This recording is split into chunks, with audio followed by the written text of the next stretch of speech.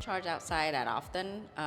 The time that we charge outside was during our road trip to Arizona, and we knew that VinFast and Electrify America partner with each other.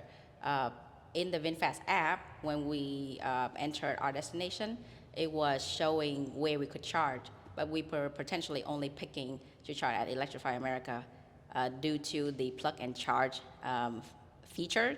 And the plug and charge, simply put, would just be you go to the charging station, you plug it in, it charge your car and charge your credit card, and it show up in your VinFast app. That way, you don't have to pull out your credit card or download an Electrify America app.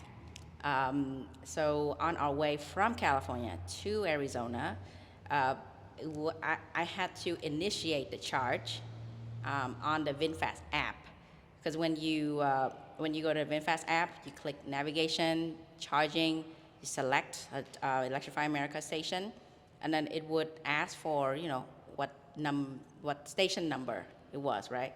And you select that station, initiating the charge. Then you had about like 2 minutes to plug in the charging port, and then it was doing some authenticating, and then it started charging your car. But then our discovery was on our way home, I did not have to initiate anything. I just plug it in, and it started charging wonderfully. And charge my car, charge my credit card, and it show up on my VinFast app, all the transactions that I had. That way, I only have it in one place versus having to download the Electrify America app. Obviously, with EV Go, ChargePoint, Electrify America app, I could download their app as well, pay their membership fee to get a reduced rate, but then we don't go travel and road trip that often. That's why we just use everything through the VinFast app. It's just one less app to download on your phone.